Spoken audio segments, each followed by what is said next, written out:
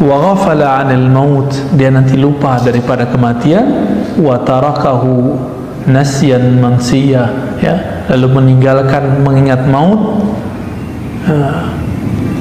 Nasyan mansiya, seakan-akan dia lupa, ya, kama aikana anu sabqa ila aqsa awqatil ajal. Tahu-tahu lagi asik-asik nyari, kena covid, mati, ya kan? Benar ya? Ini sekarang udah banyak kan, lebih cepat penyebarannya, ya? Lebih cepat penyebarannya, Pak. Jadi orang-orang yang sehat hari ini, kita nggak tahu kalau di dalam dirinya ada komorbid, apa yang terjadi. Sekarang kena, besok udah meninggal. Itu agak cepat nih, ukuran COVID-nya agak cepat. Masih pasang-pasang apa, masih pasang status kemarin di Facebook. Sekarang udah nggak ada, udah dikubur. Nah, ini udah mulai muncul nih. Nanti ada virus mungkin lebih dahsyat dari ini. Kena mati gitu. Nauzubillah min dzalik. Nauzubillah min dzalik. Ada satu hadis, maknanya ada dalam Sahihain, ya, ada dalam lafaz Imam Muslim. Yashib ibnu Adam, ini ketinggalan lamnya di kitab ini. Walam yashib minhu khoslatani al-hirsu wa tulul amal. Manusia beruban, rambutnya dari hitam memutih, tapi ada dua hal yang tidak berubah dari manusia, nggak menua. Al-hirs, apa arti hirs? Semangat, keinginan ini dan itu. Ini mohon maaf nih, laki-laki umur 30, laki-laki umur 60 itu nafsunya sama, Pak. Nafsu, kekuatannya beda, ya, kemampuannya beda, tapi keinginannya tuh nggak jauh beda. Itu hirs. Laki-laki umur 30, 40, laki-laki umur 60, senangnya sama duit sama bersih, nggak jauh beda, ya. Itu hirs. Dan yang kedua apa? Tulul amal, panjang angan. Saya udah pernah cerita, guru saya ngajak murid-muridnya yang sudah berumur 70, paling muda 60, 65, paling muda tuh. Jadi murid-muridnya rata-rata seumur sama beliau 80-an, 70-an, paling muda 60-an. Diajak belajar zikir. Apa kata murid-muridnya yang tua-tua ini? Abuya, Kiai, nanti aja kalau udah tua. Dia lupa kalau dia sudah tua.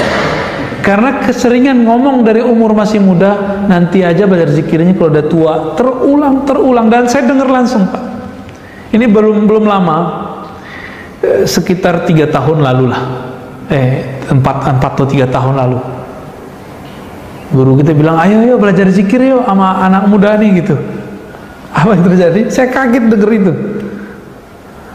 Tuh nanti aja tua Buya gitu. Di sana kan kalau kiai panggil Buya, ya. Beliau agak marah, agak kesel gitu. Apalagi nih kalian udah tua semua, umur 60, 70. Kita juga kaget. Udah keriput, udah giginya udah jatuh semua lah. Temennya udah separuh mati, Pak. Itu majelis saya masih ingat, masa saya masih remaja dulu, itu majelis rame. Tersisa waktu kemarin itu cuma 15 orang. Dan mereka belum merasa tua. Benerlah kata Rasul kan, tulul amal, panjang angan-angan, merasanya masih mau hidup panjang nih. Nah, di ujung kan kalimat disebutkan gitu. Aiqana annahu sabqa ila aqsa awqatil ajal. Dia masih berpikir dia umurnya masih lama. Gitu. Udah Covid begini, reuni yang sudah umur 60, apa katanya? Ntar kalau Covid berhenti kita ngumpul lagi ya. Nggak paham juga di kondisi dunia bahwa Covid itu sudah global, Pak. Nggak ada ujungnya ini.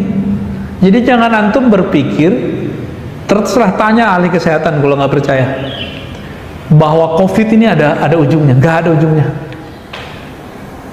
Dulu ada prediksi negara akan mampu menanggulangi sekian tahun, paling cepat 6-7 tahun.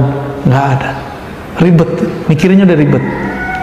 Negara kita udah ngutang vaksin, diam-diam aja kan negara kita biar kita nggak panik.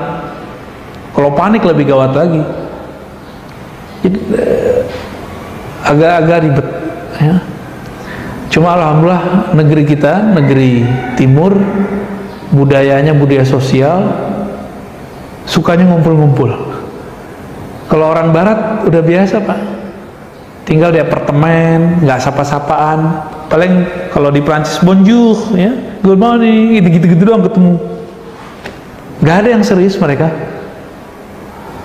Yang bangsa kita ini orang suka ngumpul-ngumpul. Nah, maka saya khawatir justru kalau kita dibuat lockdown total, nah yang terjadi adalah stres yang tidak berkepanjangan, malah lebih cepat orang meninggal ya. Atau muncul nanti penyakit-penyakit psikis yang lebih berbahaya. Jadi kita bersyukur negara kita cuma disebutnya apa? PPKM ya, darurat. Ya udah, masih syukurlah. Ini kalau orang kedokteran murni bilangnya apa? Harus lockdown. Karena mereka masih panjang angan-angan, dikira ini ada ujungnya. Dengan lockdown berhenti. Siapa bilang berhenti? Nah, jadi dengan adanya transportasi yang dari mana ke mana, ini kan masih terbuka Pak. Itu bisa penyakit itu dalam sehari bisa nyebar kemana-mana. Ya.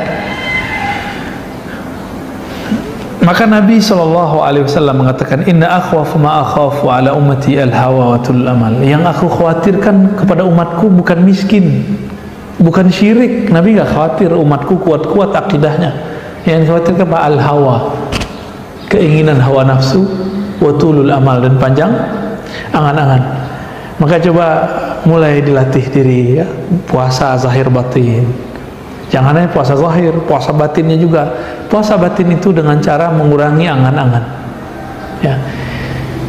Apa kata beliau di ujung ini? Di ujung ini paling keren nih kalimatnya. Wa'lam anna qasral amali min a'zamis sa'adat. Pengen bahagia nggak? Pasti kita pengen bahagia. Cara bahagia cuma satu, pangkas angan-angan. Jadi a'zam sa'adat, orang yang paling bahagia di muka bumi, orang yang dirinya paling tidak terikat dengan bumi, orang yang paling bahagia di dunia, orang yang kolbunya tidak nyantol ke dunia, sehingga dia bisa memangkas angan-angannya gitu. Kita ngebanyol lah. Saya kan, teman-teman saya sekarang lagi naik-naik umur-umur sebelum 40 ini, itu masa-masa lagi nanjak semua karir. Beberapa kawan saya ngomong gini, aku kalau nggak punya utang, itu kayaknya hidup nggak ada tantangan, nggak ada bergairah bekerja. Ngutang aja gitu. Jadi utang itu dijadikan sebagai cara supaya rajin nyari. Tapi coba rasa-rasain Pak, enakan hidup nggak ada utang atau nggak ada utang? Ada utangnya atau nggak ada utang? Enakan hidup yang mana? Hidup yang kredit atau yang cash? Secara kolbu nih kita nanyanya, bukan secara semangat nyari. Pasti kita pilih yang tidak berutang.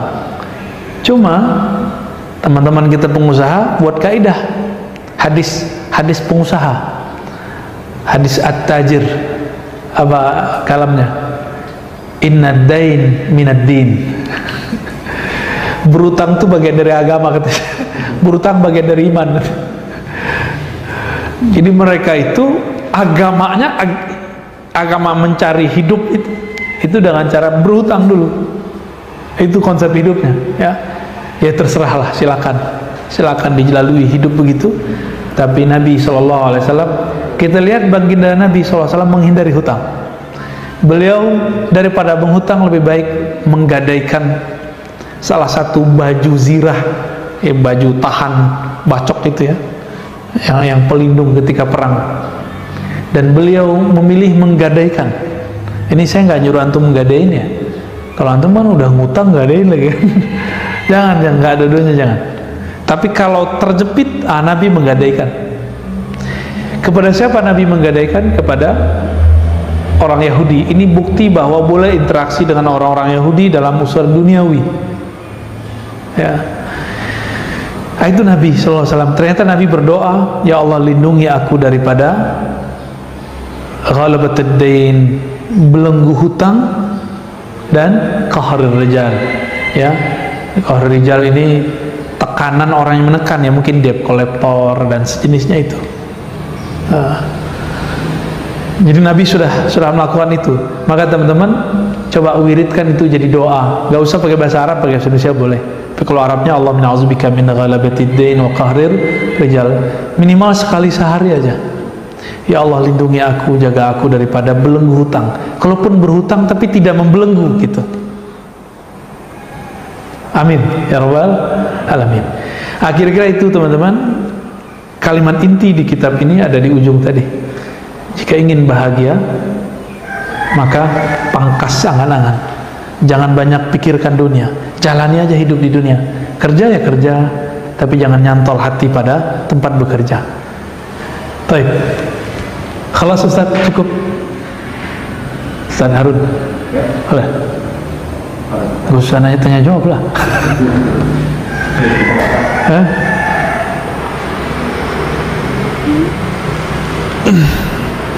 Ada satu pertanyaan tadi online.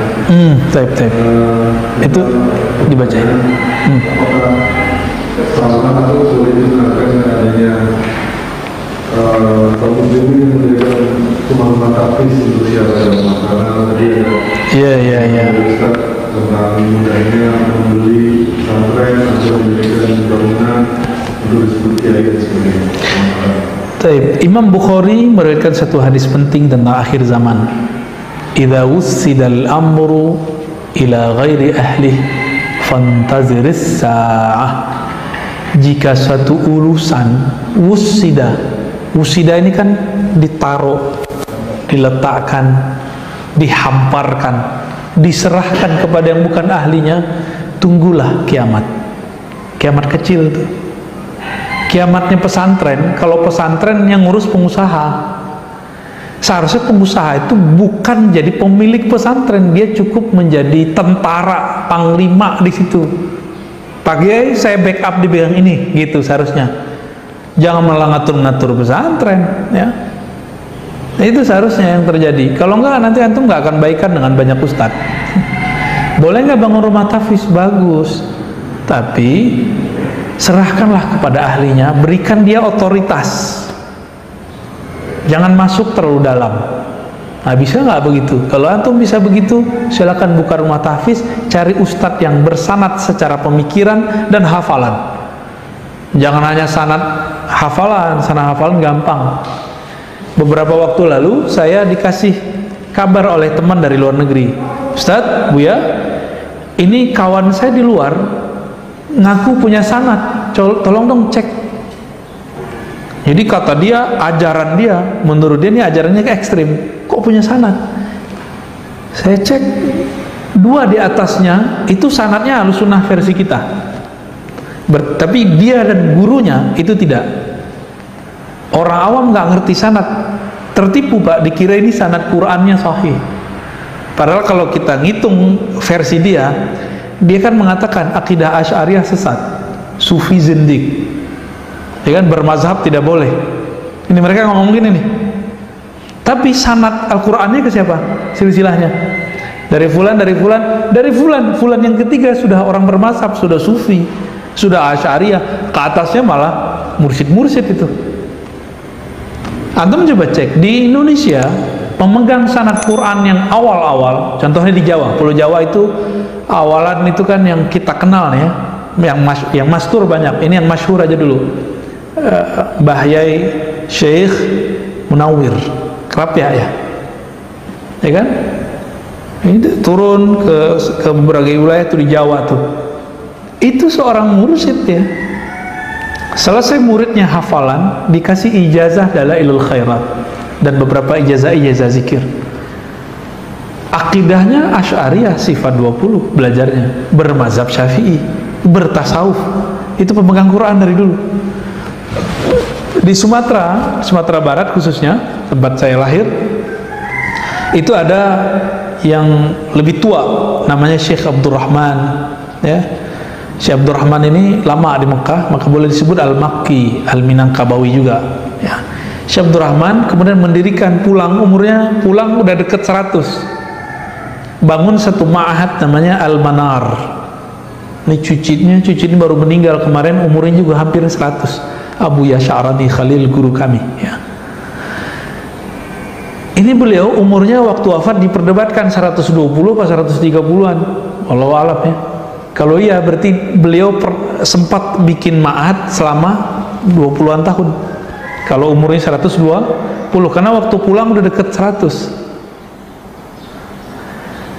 Beliau sanadnya ke siapa? Kepada orang yang menggubah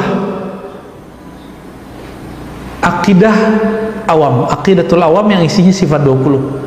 Sayyid Ahmad Al-Marzuki Al-Makki Al-Maliki. Langsung ketemu dan berguru kepadanya. Yang ngajarin itu Allah wujud qidam baqo. Jadi kami dulu sebelum ngaji Quran, kami diajak dulu berdendang, membacakan nasyid sifat 20 yang sekarang dibid'ahin mereka ya. Itu jadi mereka bikin rumah tahfiz lalu menjadi pesantren besar. Awalnya dari ngajar 1, 2, belakangan baru dibuat pesantren, baru dibuat bangunan. Sekarang kan kebalik ya. Orang awam yang kaya-kaya, cinta agama, soleh, tapi kesemangatan, nggak bertanya dulu gimana sih caranya buat pesantren. Nanya dong, ada namanya rukun pesantren, banyak itu arkan-arkan besarnya, minimal 3 aja: ta'lim, mu'alim, muta'alim.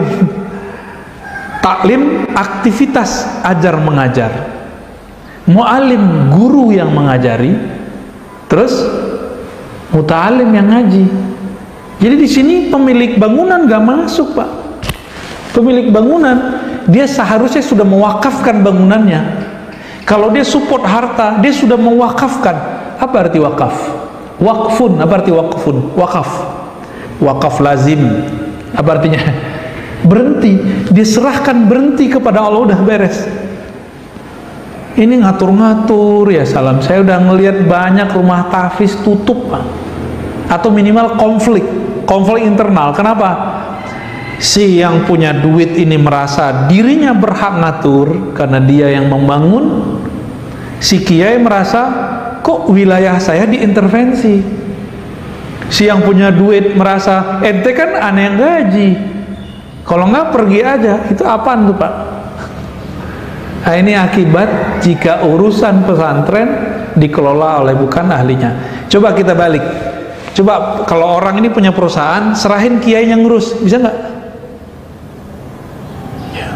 Oh beda Ustadz, ini kan saya yang bangun usaha saya. Ya kalau ngajar usaha siapa?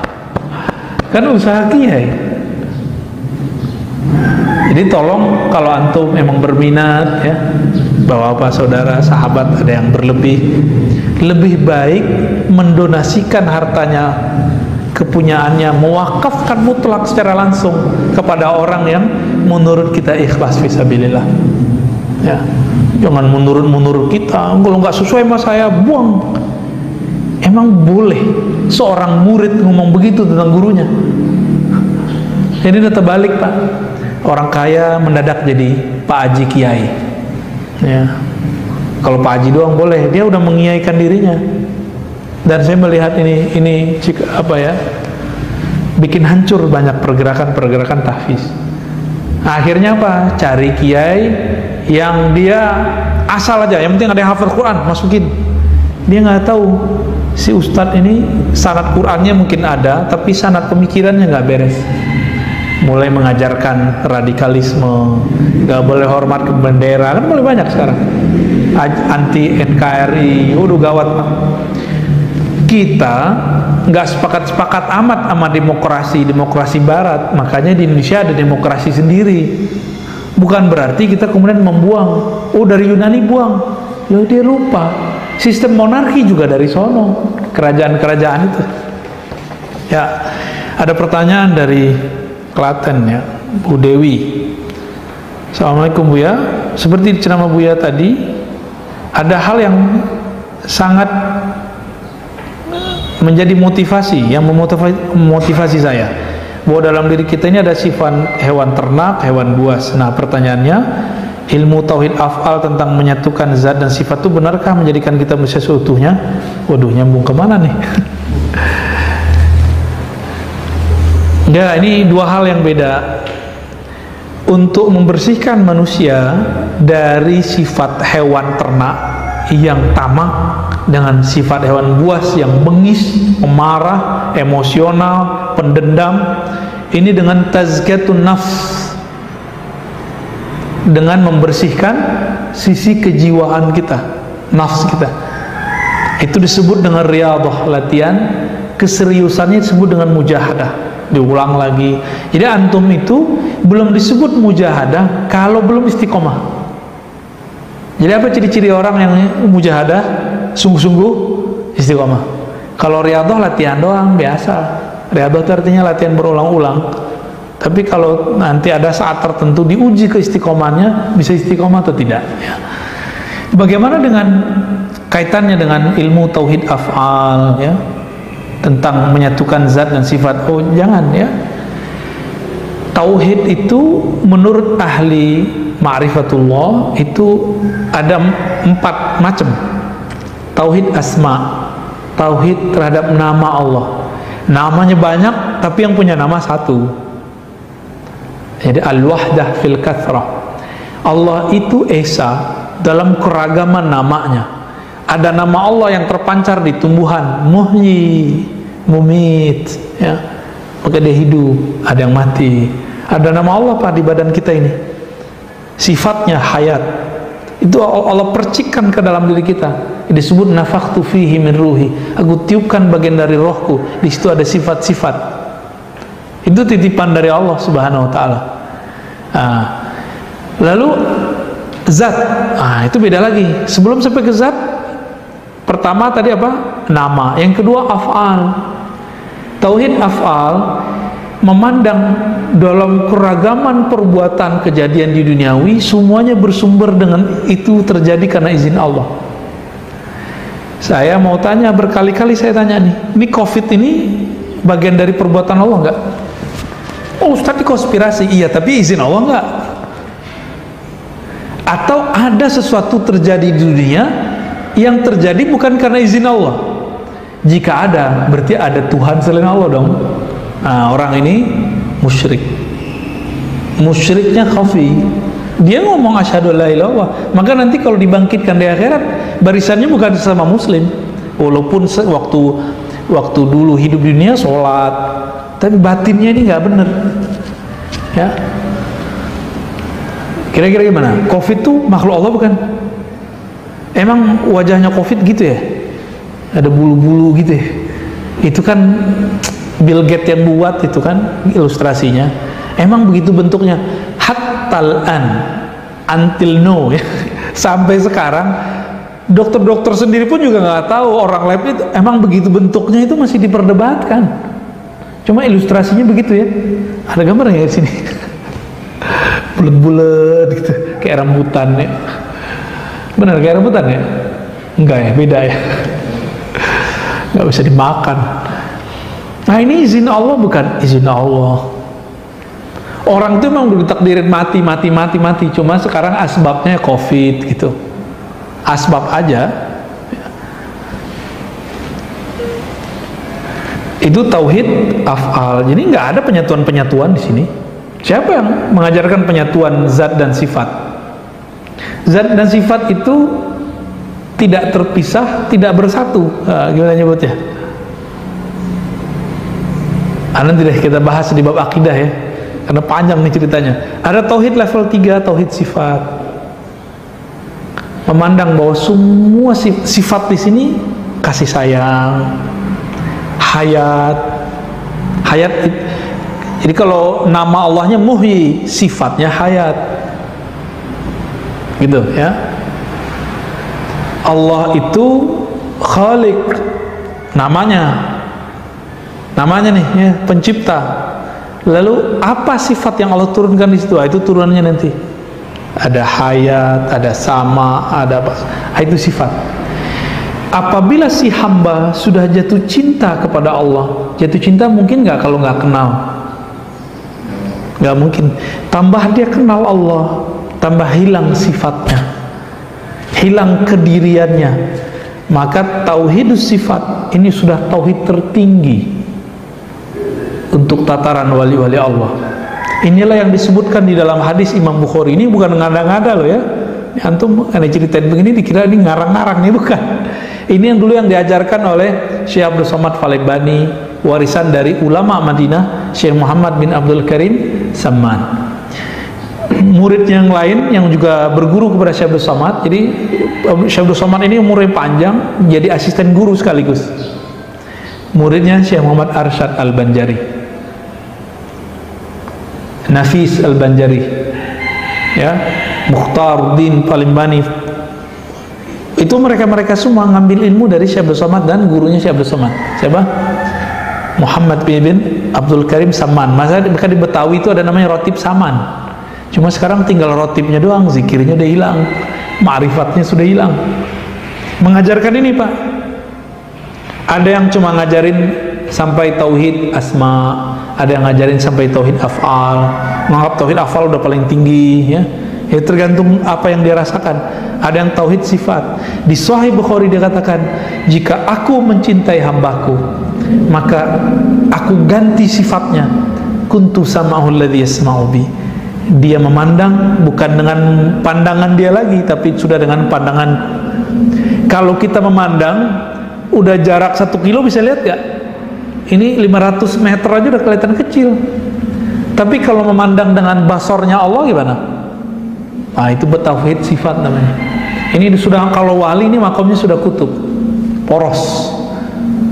Kutub itu semi-semi mujtahid. Jika di fikih mazhab, mujtahid boleh bikin mazhab sendiri, kira-kira kutub ini sudah boleh buat torikot sendiri deh.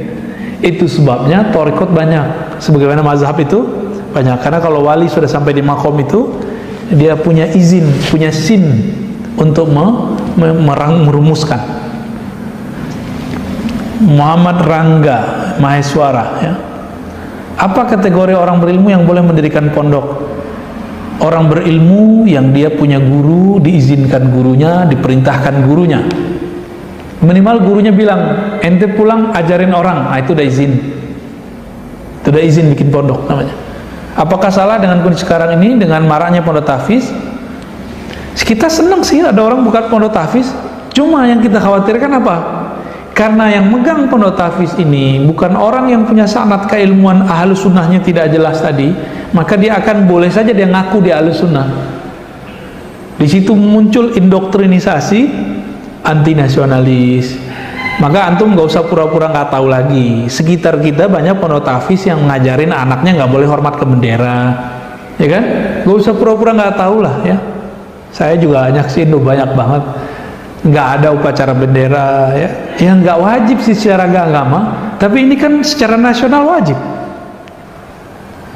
Kenapa kalau di jalan kita taat sama apa lampu jalan, marka jalan, tapi di sekolah kita nggak taat? Kesusupan. Jadi silahkan buat rumah tahfiz, tapi tahu posisi kita. Kalau perlu minta ke Kerapia sono, apa Pangandaran, ke Kudus, Bahaya Arwani, itu kan murid-muridnya banyak. Minta ke sono referensi. Nanya ke ahlinya. Saya punya kelebihan nih Pak Kiai, pengen ada rumah tahfiz, gurunya yang terjamin. Ntar dicari nama dia. Gitu modelnya. Jangan inisiatif sendiri, ya. Lalu mencari yang sesuai dengan pemikiran kita, jangan. Langsung kalau udah ketemu isyarat kalau dari guru, langsung akad wakaf. Ustadz, ini saya sudah wakafkan, tertulis, kita buat nanti semacam support, tapi pastiin dulu, ya. Jangan sampai kesusupan. Ini penting sekali. Kita kaget sekali anak kecil udah berani bentak orang Kudut. Itu neraka, bid'ah katanya. Ya. Dulu anak saya Pak diajarin ngerapetin saf, yang nggak rapat safnya di pesantren, dia bilang neraka, gitu kaget kita kan, karena pernah begitulah, pernah dapat guru yang begitu. Dulu kan saya juga sama, Dulu pernah lama nggak hormat ke bendera? Mulai dari kelas 3 SMP Sanawiyah, saya udah nggak, kelas 2 udah nggak hormat ke bendera. Jadi saya mengerti Pak, pemikiran ini saya mengerti, makanya saya berani ngomong ya. Baik, Hari Surya Putra, bagaimana kita mengajarkan anak kepada Allah secara sederhana sesuai kemampuan anak itu, Bu ya? Anak itu makhluk visual, maka berceritalah tentang pengalaman, bercerita, jangan cerita teori. Jadi nggak usah diajarkan sifat 20 kecuali dinyanyiin doang. Lalu ajarkan misalnya Allah itu nama yang menciptakan, yang membuat bumi, langit gitu. Nah kita tunjuk tuh nih. Nanti kita kasih pertanyaan, Dek, jadi siapa yang buat langit? Siapa yang buat bumi? Nanti dijawab Allah. Minimal masuk dulu tuh. Nah, masuk dulu. Kalau meja ada yang buat, kalau gelas ada yang buat, kalau mobil ada yang ciptakan, masa alam semesta sehebat ini nggak ada yang ciptain? Terus siapa yang ciptain? Namanya di dalam Al-Quran disebut Allah ya. Dalam bahasa lokal disebut Tuhan ya, Pangeran, itu istilah aja ya. Kalau di kampung saya nyebutnya Tuan Allah, ada ahnya Pak, Tuan Allah. Ternyata di Jawa sama, Gusti Allah ya. Kalau orang Sunda sih Pangeran ya, Gusti Pangeran ya. Antum nggak ngerti, antum orang Lombok ya. Oh beda bahasanya. Jadi ke anak tuh cerita, bawa cerita, jangan doktrin. Dek, Allah di mana? Jangan gitu. Yang paling lucu, ini menurut antum gimana? Bertransaksi fikih secara hukum fikih dengan anak kecil sah nggak? Bertanya hukum fikih kepada anak kecil sah nggak? Boleh nggak? Lebih tinggi akidah atau fikih? Boleh nggak bertanya ke anak kecil lalu menjadikannya referensi tentang Allah di mana? Seperti yang dilakukan oleh orang-orang yang Nabi sebut sufahaul ahlam ya. Nabi sebut begitu mereka ini. Masa dijadikan anaknya referensi? Saya punya anak, ya kan gitu. Saya tanya semua, di mana Allah? Semuanya mengatakan di langit. Loh, emang kalau hukum baca kunut apa? Anak kecil ngerti nggak? Emang jawaban dia nanti bisa jadi referensi? Apalagi bab akidah. Ini ada nih beberapa dai begitu ngajarin anaknya dan mengajarkan jamaahnya bahwa Allah di atas itu fitrah. Itu mau bukan fitrah ya, itu kejahilan yang terstruktur itu. Muhaziz ingin bertanya bagaimana bangun optimisme di tengah pandemi yang penuh keprihatinan. Intinya rukun iman yang ke-6, percaya kepada takdir, bahwa takdir itu dalam kebaikan itu ada keburukan, dalam keburukan itu ada kebaikan ya. Dan kami memberi ujian kamu ya, bil khairi wasyarr, barengan itu dengan kebaikan keburukan. Inna ma'al usri yusra, dalam kesusahan itu ada kemudahan. Dan saya merasakan itu Pak. Ketika pandemi kita dapat kesusahan secara zahir, tapi batin kita dapat kemudahan ya, dipertemukan dengan ilmu-ilmu yang selama ini saya cari. Jadi selama hampir berapa nih? 1,5 tahun Ustaz ya. Ini saya dapat hadiah besar dari Allah Subhanahu wa taala, ngaji lagi, buka kitab lagi yang unik-unik ya, ketemu orang yang mantap-mantap. Walaupun secara rezeki kita seret Pak, tapi secara rezeki rohani yang zahir betul Allah uji benar. Sabar, kita ridho, kita kemudian ikhlas kepada Allah, Allah buka bagian yang lain ya. Dan terakhir, bagaimana menghilangkan ketakutan akan aib yang khawatir terbuka? Berdoa kepada Allah ya. Jadi ini takut aibnya terbuka depan makhluk atau depan Allah? Kita ini syirik khafi nih, syirik khafi. Takut aib terbuka depan makhluk. Maka kalau kita berdoa, ya Allah tutup aibku, yang kita bayangkan makhluk, ini syirik khafi. Jadi kalau minta doa, doanya gini, Allah mustur aurati indaka wa inda khalqika. Gitu. Ya Allah tutup aibku di sisimu dan di sisi makhlukmu. Kalau sebenarnya cukup satu aja. Nah, ini yang dikatakan dalam hikam ya. ditutupnya aibmu, kamu berpikir ditutup dari orang-orang sekitarmu. Di sisi Allah kan enggak.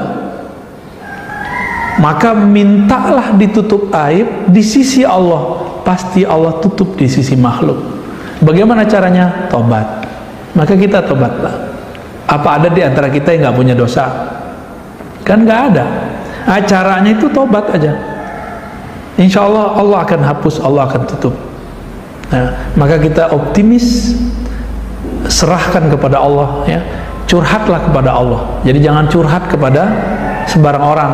Jadi antum itu jangan ember, ya, jangan mujahir. Curhat hanya kepada Allah. Ya, seandainya pernah bercurhat tentang diri kita, masa lalu kita kepada orang lain yang buruk, sekarang di-cut. Semoga orang itu lupa. Gitu. Semoga Allah menganggapnya tidak ada. Jadi kalau di Arabnya gitu ya, Allah mastur aurati indaka wa inda khalqika. Ya Allah, tutup aibku di sisimu dan di sisi makhluk-makhlukmu. Semoga kejadian ini diberkahi oleh Allah, diridhai oleh Allah Subhanahu wa taala. Kita dijaga kesehatan, kita tutup dengan baca doa penjagaan diri. Na'udzu bikalimatillahi tammati min syarri ma khalaq. Na'udzu bikalimatillahi tammati min syarri ma khalaq. Na'udzu bikalimatillahi tammati min syarri ma khalaq. Ya Allah, kami minta perlindungan dengan nama-namamu yang maha sempurna dari keburukan semua makhlukmu tanpa terkecuali virus-virus yang berkembang di bumi ini. Bismillahilladzi la yadurru ma'asmihi syai'un fil ardi wala fis samaa'i was-sami'ul 'alim. Bismillahilladzi la yadurru ma'asmihi syai'un fil ardi wala fis samaa'i was-sami'ul 'alim. Bismillahilladzi la yadurru ma'asmihi syai'un fil ardi wala fis samaa'i was-sami'ul 'alim. Walhamdulillahirabbil alamin. Subhanakallahumma wa bihamdika asyhadu an la ilaha illa anta astaghfiruka wa atubu ilaik. Assalamualaikum warahmatullahi wabarakatuh.